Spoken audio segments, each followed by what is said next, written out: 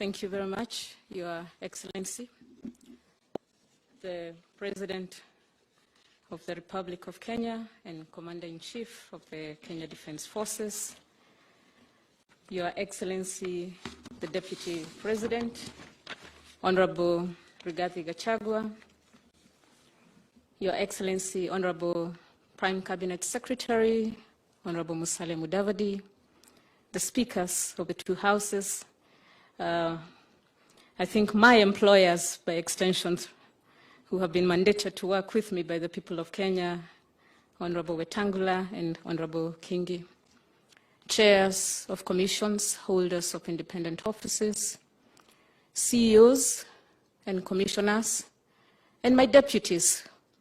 You have not been forgotten. They are not referred to as commissioners, they are deputy auditor generals.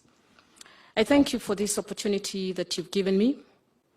I also wish to thank you, Your Excellency, for inviting me to the cabinet retreat in Nanyuki, where I did represent the CCIOs and myself as the Auditor General on issues we'd want your leadership to look at moving forward to get us, Your Excellency, out of the loop of perennial wastage of resources, reallocations, misallocations, and lack of effectiveness in the use of the resources that this country generates through revenue raising.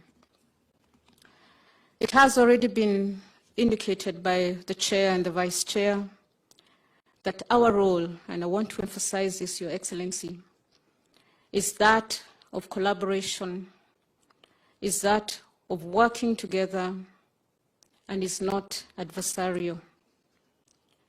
There are pockets of wastage that we raise through the reports. There are issues that require implementation, Your Excellency, so that this country can move forward. Indeed, we were discussing today with the Controller of Budget and the Honorable the Attorney General that if we concentrated, and this is to the speakers, if we concentrated first on the reports of the Controller of Budget, on how budget is implemented, then down the river or down the road, we would not be having all these headlines that seem to indicate that this country is not developing or that this country is not getting out of wastage, corruption, and other misallocations of resources.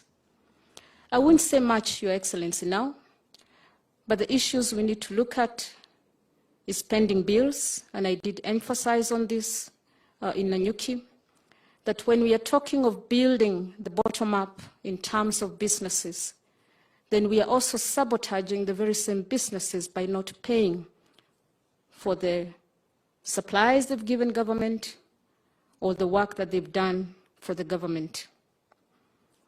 The issue of lack of accountability for the resources is very critical, that every one of the people you have delegated to assist you in delivering on the mandate and on the needs of the Kenyan people must be accountable for what they are given. And if they're accountable, Your Excellency, then you're able and your team is able to build trust in your government. When we issue the reports that we do as constitutional commissions and independent offices, and it's all, if I may say, doom and gloom, then you lose, as a government, trust of the people, which is very, very important, because there's nowhere else that the counties or the country or the Kenyans will go to except to this country. We are here to support you. I want to reiterate again, we are your advisors. Even as your CSs and PSs employ other advisors, they must know that we are the front line and we can guide them, we can discuss with them, we can consult with them to improve on accountability. Your Excellency, I would want just to speak about how we manage our financial year. That is a public financial management cycle. I have reiterated this before, that we must follow the Constitution and we must follow the law.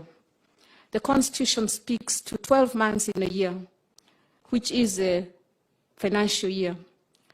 But Your Excellency, we have created a 13th month, and in that 13th month, there's a lot of wastage of resources, as your accounting officers whom you've appointed struggle to absorb funds in May, June, and unfortunately in July, funds that they should not be receiving in July. And that creates the loopholes, Your Excellency, for wastage, reallocation, misallocation, illegalities, and irregularities.